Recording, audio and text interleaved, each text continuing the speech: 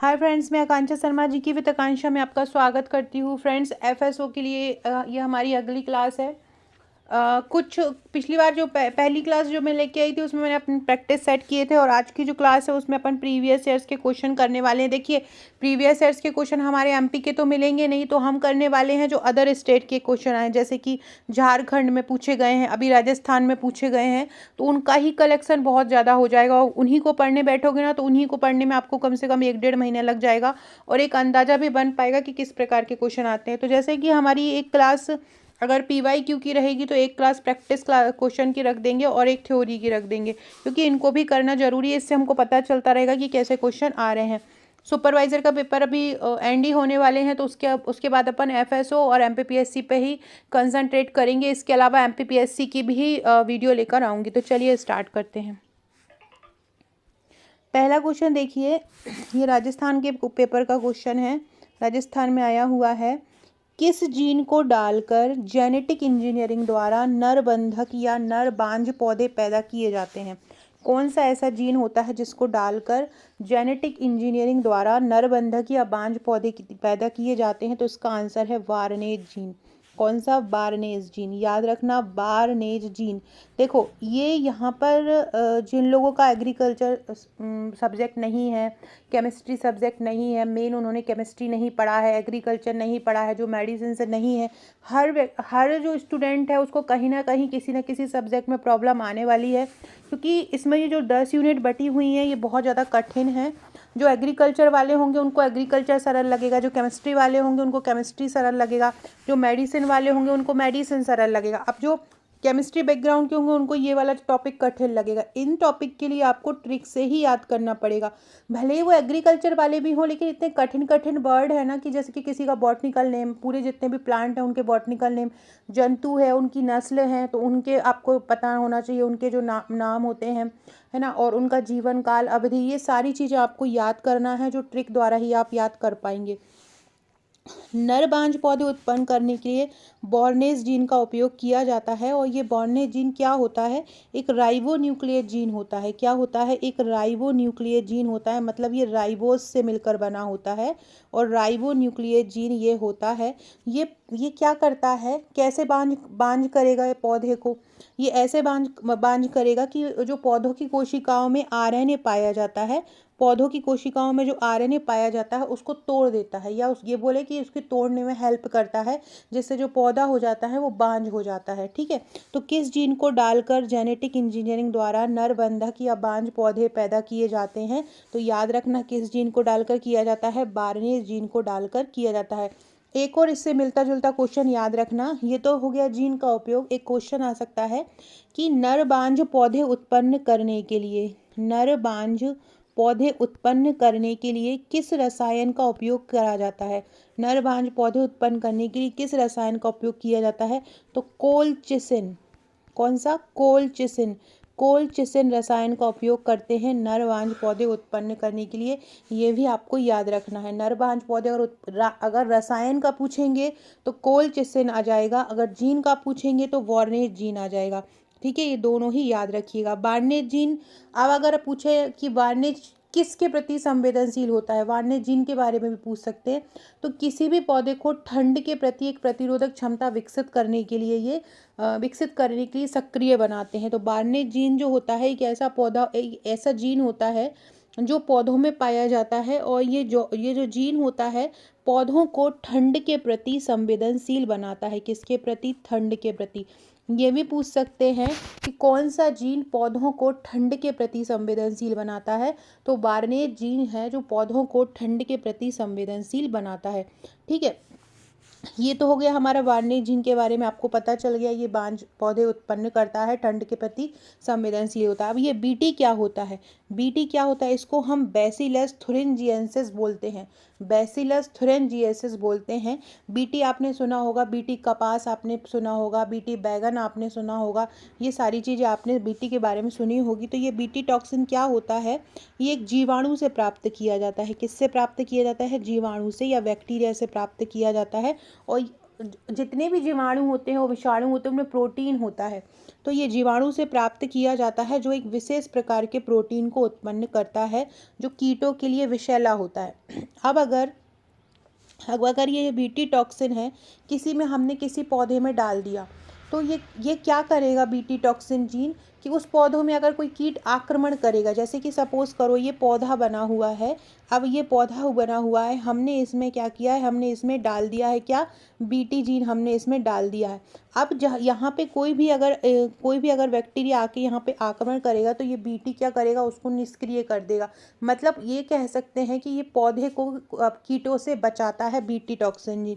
BT toxin gene क्या करेगा, पौधे को कीटाणुओं से या जो कीट होते हैं उनसे बचाता है, जिससे कि पौधे सुरक्षित हो सकते हैं, कीटों से सुरक्षित हो सकते हैं। इसलिए बीटी टॉक्सिन जीन बहुत ज़्यादा इंपॉर्टेंट होता है। ये टॉक्सिन जीन जो बनाए जा रहे हैं बीटी से, बीटी कपास बनाई जाती है, बीटी बैगन बनाए जाते हैं, हमारे पास जो नेचुरल प्रोडक्ट होता है उनको और अच्छा जेनेटिक तरीके से और अच्छे तरीके से बनाने के लिए, ताकि उनको हम और ज़्यादा अच्छा बना सकें और ज़्यादा पोषक युक्त बना सकें, उनमें हम आनुवांशिक इंजीनियरिंग या जेनेटिक इंजीनियरिंग का उपयोग करते हैं। ठीक है, तो ये वार्ने जीन याद रखना, बीटी टॉक्सिन जीन याद रखना। अब तीसरी बात करते हैं अपन लेक्टिन जीन की।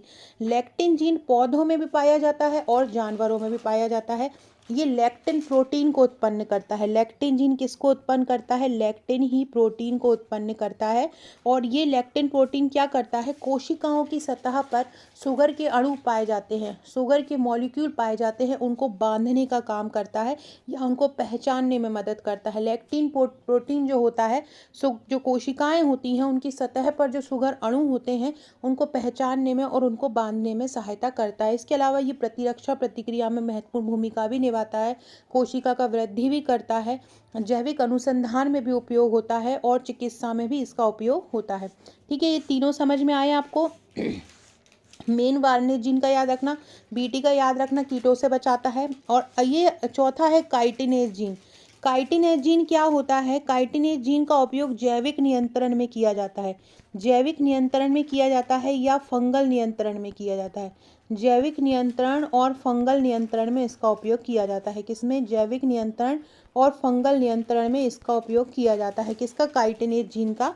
और काइटिनेज जीन क्या करता है, काइटिन नामक एक प्रोटीन होता है उसको तोड़ने का काम करता है। इसके अलावा जो पॉलीसेकेराइड होते हैं हम जो पौधों में पाया जाता है उसको भी ये तोड़ने का काम करता है। मतलब पॉलीसेकेराइड को भी तोड़ने का ये काम करता है, ये भी आपको याद रखना है।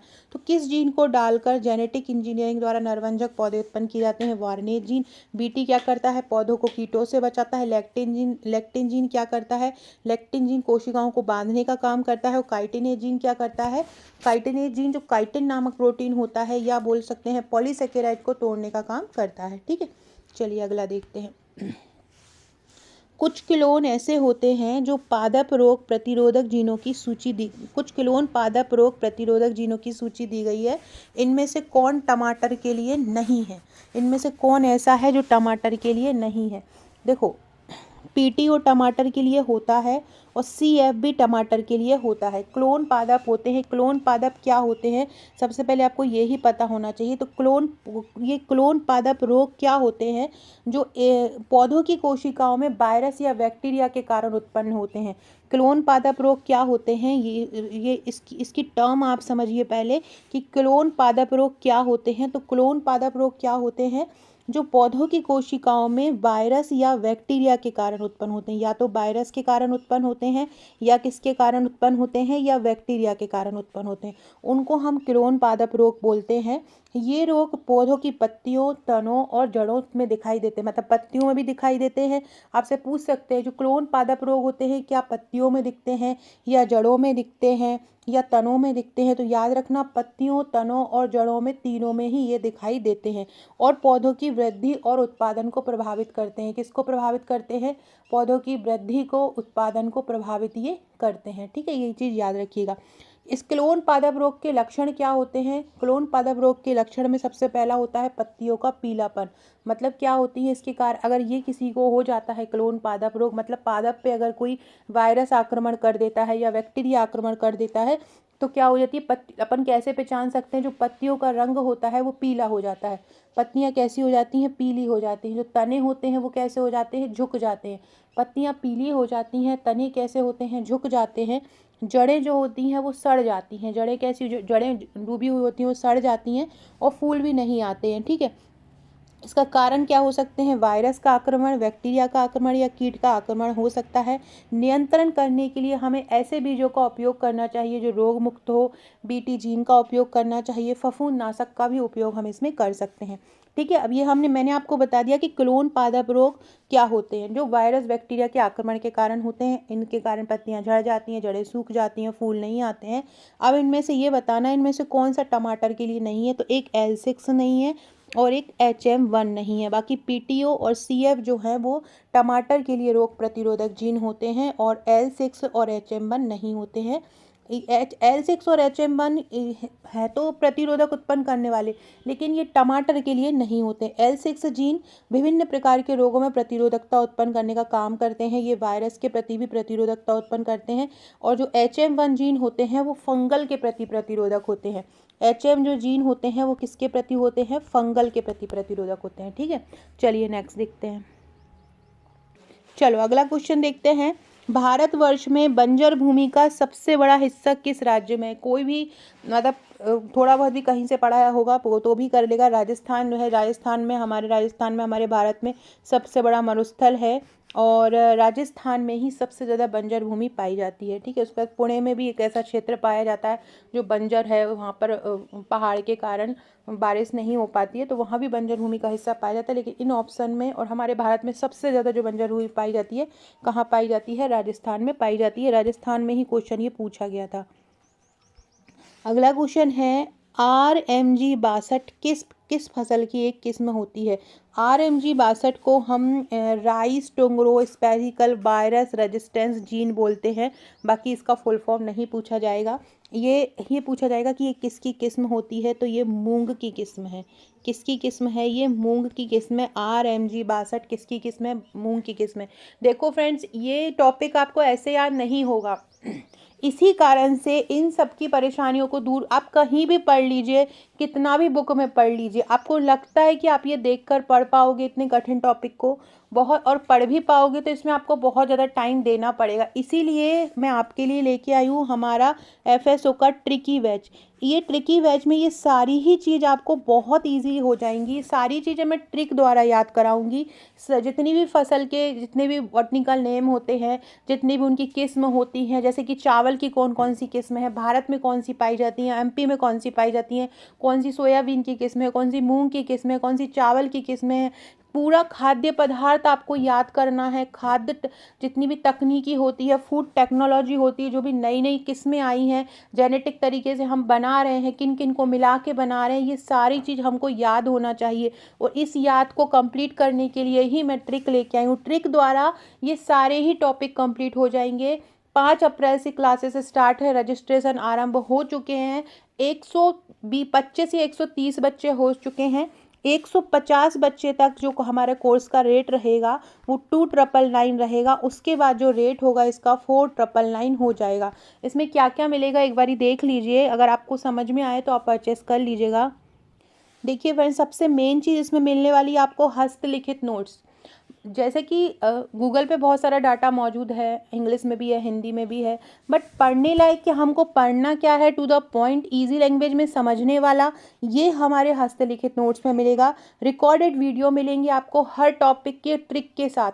हर टॉपिक की ट्रिक मिलेगी, कुछ याद नहीं करना है, सारा दिमाग में आपका जाएगा, फनी ट्रिक द्वारा याद होगा। ट्रिक के साथ सभी टॉपिक होंगे, संपूर्ण सिलेबस कवर होगा, हर टॉपिक के MCQ होंगे, हर टॉपिक का टेस्ट होगा। हर टॉपिक, जितने भी टॉपिक रहेंगे सारे, एक एक छोटे से छोटे टॉपिक की हम आपको MCQ देंगे। हर टॉपिक का वीकली टेस्ट होगा। करंट अफेयर्स वीकली तैयार करवाया जाएगा। ग्राफ, चित्र, टेबल का प्रयोग करके याद कराया जाएगा। है ना। ये इसका मेन चार्ज 4199 है, लेकिन 100 बच्चे हो चुके हैं हमारे। 101 से 150 विद्यार्थियों के लिए 2999 का है। तो फटाफट एप्लीकेशन डाउनलोड कर लीजिए। GK with Akanksha Sharma app, GK with Akanksha नहीं करना है, GK with Akanksha Sharma app करनी है। वहाँ पर सामने ही आप जैसे ही ऐप खोलोगे ऊपर ही आपको बैनर दिख जाएगा एफएसओ ट्रिकी बैच का, तो वहाँ पर आपको पिन अपना कर देना है क्लिक। जैसे ही क्लिक करोगे वहाँ पे कोर्स आ जाएगा और आप वहाँ से डायरेक्ट परचेस कर सकते हैं।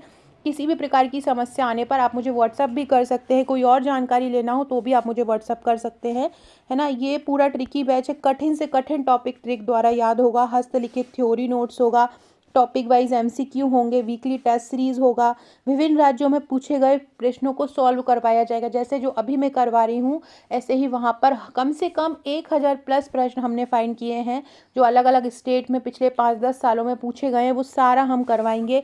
करीब 25,000 प्लस एमसीक्यू इसमें तैयार करवाए जाएंगे। कोर्स के सुपर 100 हो चुके हैं, अब जो सुपर 150 हैं उनके लिए ही है 2999। तो फटाफट ज्वाइन कर लीजिए। ये हमारी जीके विद आकांक्षा शर्मा की एप्लीकेशन है, आपको ज्वाइन कर लेना है। ये मेरा नंबर लिखा हुआ है, कोई भी समस्या आने पर आप मुझे यहाँ पर फ़ोन कर सकते हैं या व्हाट्सअप कर सकते हैं। ये प्रीलिम्स का भी हमने बैच स्टार्ट कर दिया है, यहाँ ये भी ट्रिकी बैच के नाम से ही किया है। रजिस्ट्रेशन इसके आरंभ हो चुके हैं। इसकी क्लासेस 25 अप्रैल से आरंभ होंगी। आरंभ के 100 स्टूडेंट को 1999 है, उसके बाद इसका चार्ज 4999 हो जाएगा। इसमें भी वो सारी चीज़ें जो एफएसओ के बैच में दे रहे हैं वो सारी चीज़ें इसमें देंगे हम। डाउनलोड कीजिए GK with Akanksha Sharma app और ज्वाइन कर लीजिए। आबकारी का भी बैच मतलब स्टार्ट हो चुका है, 10 अप्रैल से क्लासेस हैं, रजिस्ट्रेशन स्टार्ट हो चुके हैं और इसकी फ़ीस 499 है।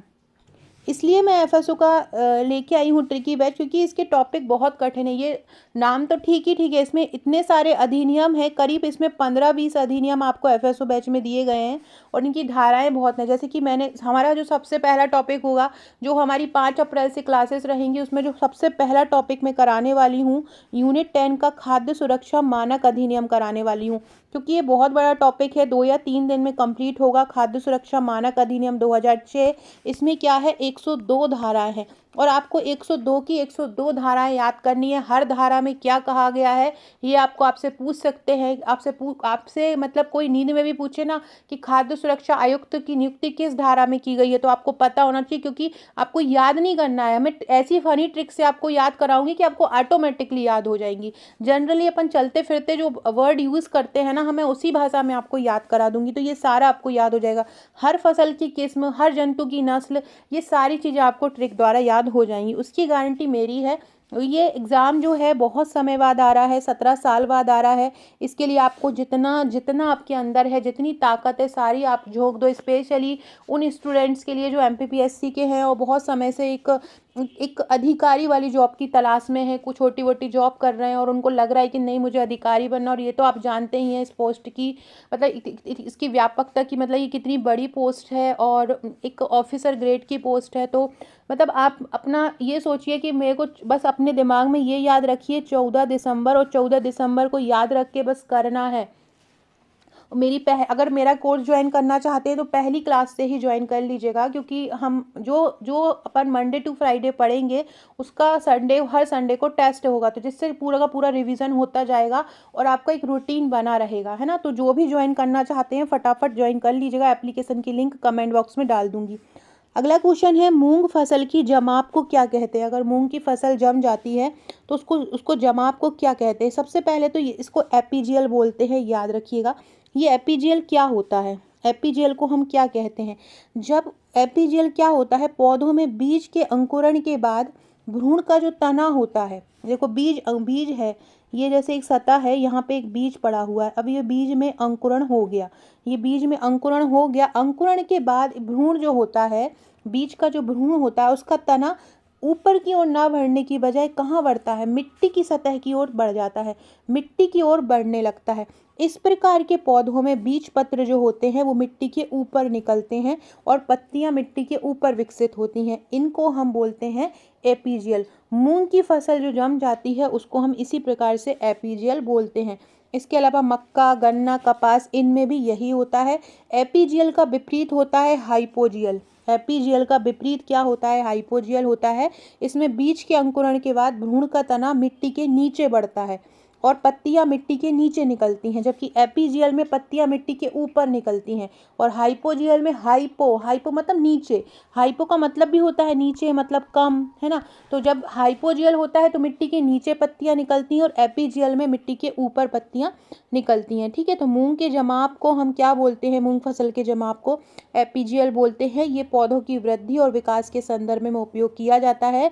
एपीजियल का अगर हम हिंदी में देसी वर्ड में उपयोग, देसी भाषा में समझें तो एपीजियल का अर्थ होता है मिट्टी के ऊपर या मिट्टी की सतह के ऊपर, मिट्टी के ऊपर या मिट्टी की सतह के ऊपर, ठीक है। इसका मतलब होता है एपीजियल। हाइपोजियल मतलब मिट्टी के नीचे और एपीजियल मतलब मिट्टी के ऊपर, ठीक है। इसका आंसर क्या हो जाएगा, एपीजियल हो जाएगा। अगला है पैरासिटिक खरपतवार जो आमतौर पर राई में पाया जाता है। पैरासिटिक खरपतवार जो आमतौर पर राई या मस्टर्ड मतलब सरसों में पाया जाता है, क्या होता है। सबसे पहले तो यही समझ लो कि पैरासिटिक खरपतवार होता क्या है। तो पैरासिटिक मतलब पैरासिटिक होता है, पैरासिटिक को यहाँ बोल रहे हैं पैरासिटिक जो होता है। पैरासिटिक आपने पढ़ा होगा, पैरा मतलब जो दूसरे पर निर्भर रहते हैं। एक प्लांट जो, ये एक प्लांट लगा हुआ है और ये दूसरा प्लांट लगा हुआ है। अब ये वाला जो प्लांट है अपनी वृद्धि के लिए किस पर निर्भर कर रहा है, इस पर निर्भर कर रहा है। ये प्लांट अपनी वृद्धि के लिए इस दूसरे पर निर्भर करता है। ये अब इसकी वृद्धि तभी होगी जब ये दूसरे प्लांट से पानी लेगा, भोजन लेगा, है ना। ये दूसरे प्लांट से जब लेगा तभी इसकी वृद्धि होगी। तो पैरासिटिक खरपतवार वो पौधे होते हैं जो दूसरे पौधों पर निर्भर रहते हैं और उनके पोषण को चूस कर अपनी वृद्धि और विकास को बनाए रखते हैं। मतलब इसका चीज़ें चूसेंगे और अपनी वृद्धि बना के रखेंगे। ये खरपतवार अपने मेजबान पौधे से, मेजबान मतलब जिससे ले रहे हैं, मेजबान पौधों से पानी ले लेते हैं, पोषक तत्व ले लेते हैं और उसको चूसते रहते हैं, जिससे मेजबान पौधे की वृद्धि और उत्पादन प्रभावित होता है। अब ये देखो, ये एक पौधा है, ठीक है, ये एक पौधा है और ये इससे ले रहा है, ठीक है। अब ये इससे ले रहा है, अब ये जो है वो इससे ले रहा है, तो ये वाला तो मोटा होता जा रहा है और ये कैसा होता जा रहा है, पतला होता जा रहा है, क्योंकि ये तो उसको पूरा चूस ले रहा है ना, पूरा इसकी सारी चीज़ें इसको ले रहा है। तो ये कैसा हो जा रहा है, कमज़ोर हो जा रहा है। तो ऐसे पौधे क्या कहलाते हैं, पैरासिटिक खरपतवार बुलाते हैं। इनका उदाहरण होता है अमरबेल, ब्रोंका, डोइडर, बिच, ओरोबैंकी। ये सारी जो चीज़ें होती हैं ये पैरासिटिक खरपतवार के उदाहरण होते हैं। ओरोबैंकी एक प्रकार का पैरासिटिक खरपतवार होता है। ये क्या करता है, विभिन्न प्रकार के पौधों पर हमला करके उनसे पानी, पोषक तत्व ले लेता है। इससे क्या होता है, जो दूसरा पौधा होता है, जो मेजबान पौधा होता है, उसकी वृद्धि में कमी हो जाए, जिसको हम होस्टिंग प्लांट बोलते हैं। इसकी अगर इसका सब कुछ ले लेगा, इस वाले का सब कुछ ले लेगा, तो इसकी पत्तियां कैसी हो जाएंगी, पीली हो जाएंगी। और ये ले लेकर कैसा हो जाएगा, हरा होता जाएगा। और ये दे देगा कैसा हो जाएगा, ये उसको, ये उससे ले रहा है तो ये कैसे हो जाएगा, पीले कलर का हो जाएगा। और ये कैसे हो जाएगा, हरे कलर का हो जाएगा। इसके अलावा इसकी जड़ें जो होंगी वो भी कमज़ोर हो जाएंगी और इसकी जड़ें बहुत ज़्यादा फैल जाएंगी, ठीक है। और ओरोबैंकी को मैनुअल रूप से हटा देना चाहिए अगर आपको इसका नियंत्रण करना है। अगर किसी ऐसा कोई पौधा किसी दूसरे पौधे के पास लगा है तो उसका सबसे अच्छा तरीका है कि उसको पूरी तरह से हटा दिया जाए और बायोलॉजिकल उस पर कंट्रोल किया जाए या जैविक नियंत्रण उस पर किया जाए, ठीक है। तो पैरासिटिक खरपतवार जो आमतौर पर राई में पाया जाता है क्या होता है, ओरोबैंकी होता है। अगला क्वेश्चन है, आम के बहुभ्रूण बीजों से उत्पन्न होने वाले बीजांडकाय अंकुरों को क्या बोलते हैं। देखो, बहुभ्रूण को हम क्या बोलते हैं, मल्टी एम्ब्रायो जिसको इंग्लिश में बोलते हैं। बहुभ्रूण का मतलब होता है कि इसका अर्थ होता है कि बीज एक ही है, बीज तो एक ही है, लेकिन एक बीज से बहुत सारे भ्रूण उत्पन्न हो रहे हैं। एक बीज से जब बहुत सारे भ्रूण उत्पन्न होते हैं तो हम उसको बहुभ्रूण या मल्टी एम्ब्रॉय कहते हैं। यह विशेषता आम की प्रजातियों में पाई जाती है और आम की विविधता को दर्शाती है। आप देखते कितने आम की कितनी सारी किस्में होती हैं, ठीक है। तो वो आम की उसमें किस्मों में पाया जाता है। आम के बहुभ्रूण बीजों से उत्पन्न होने वाले जो बीजांडकाय अंकुरण होते हैं उसको हम क्लोनल मूलव्रंत कहते हैं, प्रतिरूप मूलव्रंत कहते हैं। अब आप बोलोगे हिंदी मीडियम वाले तो मूलव्रंत भी नहीं समझ पाएंगे, इंग्लिश मीडियम वाले तो बेचारे कैसे भी नहीं समझ पाएंगे। तो मूलव्रंत को हम बोलते हैं टैप रूट। मूल ग्रंथ को हम क्या बोलते हैं, टैप रूट बोलते हैं। ये एक प्रकार की जड़ होती है, या बोल सकते हैं एक प्रकार की रूट होती है जो पौधों में पाई जाती है और पौधों के मूल भाग से निकलती है। पौधों के कहाँ से निकलती है? मूल भाग से ये निकलती है और नीचे की ओर बढ़ती जाती है और गहराई तक जाती है। पौधों के जो मूल भाग होता है, जो बिल्कुल जड़ होता है, वहाँ से ये निकलती है और गहराई तक जाती है। इसके अलावा ये जो मूल ग्रंथ होता है या जो टैप रूट होता है, ये क्या करता है? अगर ये टैप रूट नहीं होगा या जो जड़ नहीं होगी तो क्या होगी? ये पौधों को स्थिरता प्रदान करेगी। क्या करेगी? ये पौधों को स्थिरता प्रदान करेगी। ये पौधों को पानी और पोषक तत्वों को अवशोषित करने में मदद करती है। ये पौधे के विकास और वृद्धि में भी महत्वपूर्ण भूमिका निभाती है। ठीक है, इसके उदाहरण कौन हो जाएंगे? गाजर हो जाएगा, शलजम हो जाएगा, मूली, चुकंदर, ये सारी चीज़ें हो जाएंगी। तो आम के बहुभ्रूण पूजन से उत्पन्न होने वाले बीजांड का अंकुर को क्या बोलते हैं? क्लोनल टैप रूट या प्रतिरूप मूल ग्रंथ बोलते हैं। ठीक है, अगला क्वेश्चन है, चेरी टमाटर का वानस्पतिक नाम क्या है? चेरी टमाटर जो होता है उसका वानस्पतिक नाम क्या होता है? चेरी टमाटर को, चेरी टमाटर होता क्या है? चेरी टमाटर ऐसे छोटे छोटे से टमाटर होते हैं, बहुत छोटे छोटे साइज के टमाटर होते हैं। यही कारण है कि इसको चेरी टमाटर बोलते हैं। क्यों बोलते हैं? क्योंकि इसका जो साइज होता है वो बहुत ज़्यादा छोटा होता है। छोटा होने के कारण इसका उपयोग सलाद में डालने के लिए, सजाने के लिए करते हैं। इसका स्वाद बहुत मीठा होता है, जबकि जो बड़े टमाटर होते हैं उनका स्वाद खट्टा होता है, लेकिन जो छोटे चेरी जैसे टमाटर होते हैं उनका स्वाद कैसा होता है? मीठा होता है। और इनमें पानी की मात्रा भी बहुत उच्च होती है और इन्हें आसानी से पकाया जा सकता है। सैंडविच कभी आपने खाया होगा तो वह छोटे छोटे से टमाटर डले हुए होते हैं, तो सैंडविच में डालने के लिए, पास्ता में डालने के लिए, पिज्ज़ा में डालने के लिए, इन सभी जगहों पर डालने के लिए इसका उपयोग कर सकते हैं। इसके अलावा ताज़ा रखने के लिए भी इसका उपयोग कर सकते हैं।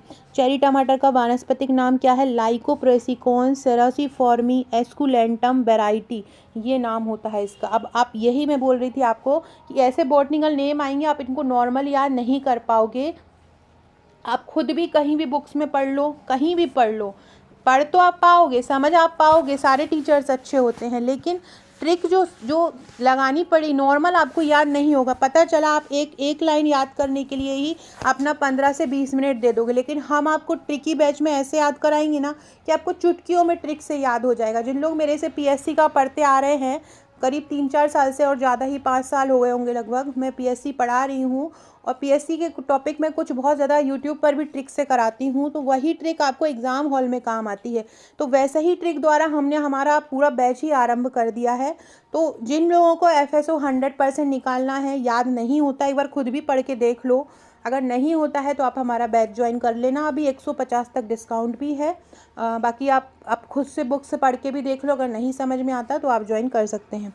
ठीक है, तो चेरी टमाटर का रासायनिक नाम याद रखना, लाइकोप्रेसिकॉन। लाइको तो याद रखना ही है, लाइको तो टमाटर में होता ही है। इसके अलावा इसका और नाम कैसे याद रखोगी? ये ऐसे याद रख सकते हो कि वैरायटी, लास्ट में वैरायटी है, चेरी टमाटर, टमाटर की एक वैरायटी है, ऐसे करके आप इसको याद रख सकते हो।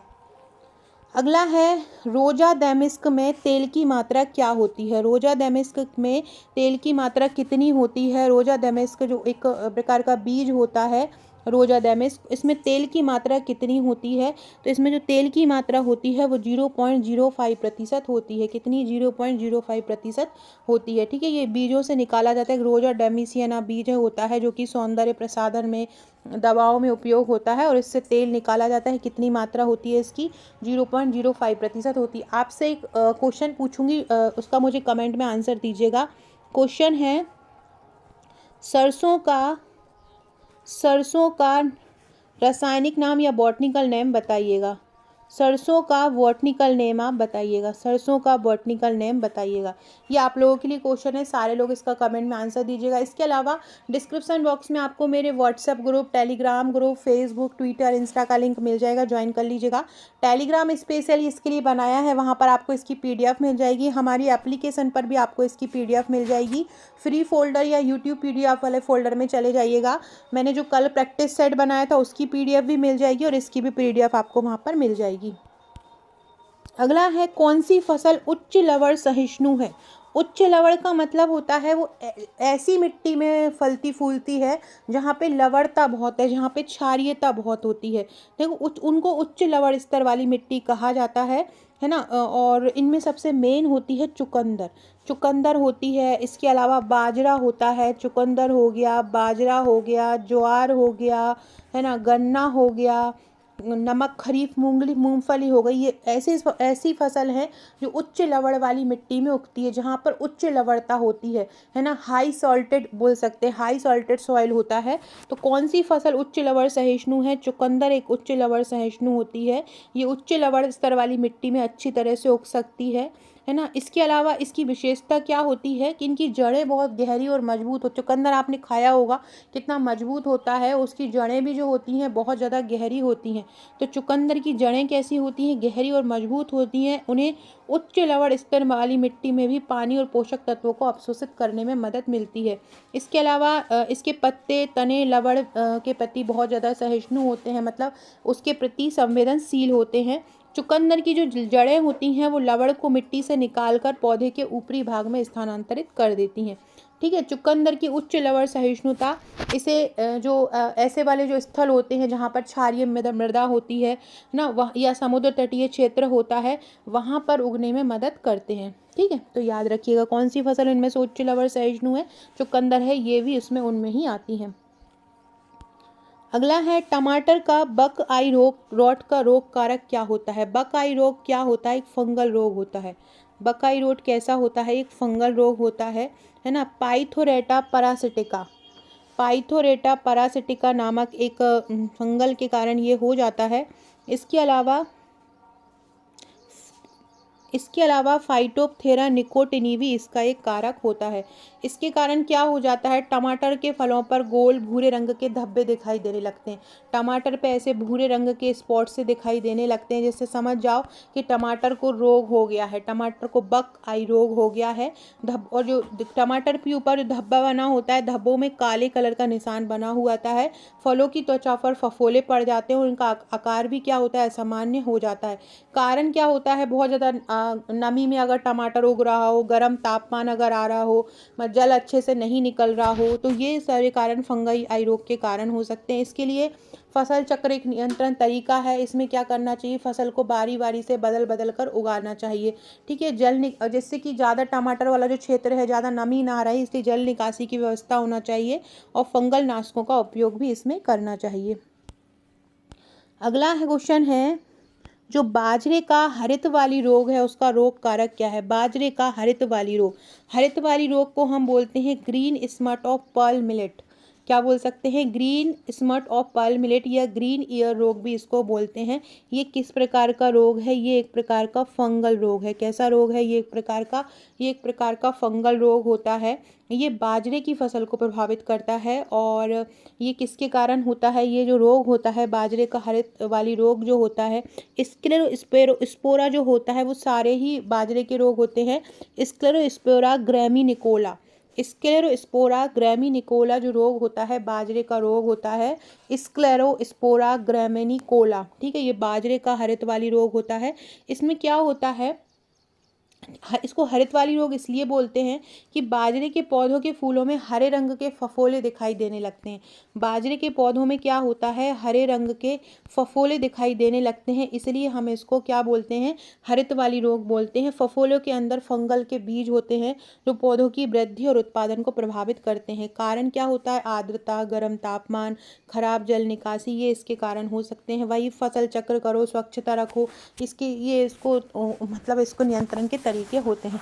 देखो ये भी याद करने में प्रॉब्लम होगी कि कैसे याद करोगे कि बाजरे में हरित वाली रोग हो जाता है, किसके कारण हो जाता है। तो इन सब के लिए मैं एक ट्रिक बता दूंगी, हर चीज़ के लिए एक ट्रिक बताऊंगी जो उससे रिलेट करती रहेंगी। उन ट्रिक से याद करेंगे अपन, उनको अच्छे से समझेंगे, उसके बाद उनकी प्रैक्टिस करेंगे, एमसीक्यू लगाएंगे और फिर उनके टेस्ट देंगे। आराम से सब कुछ हो जाएगा। अपने पास बहुत सारा समय है।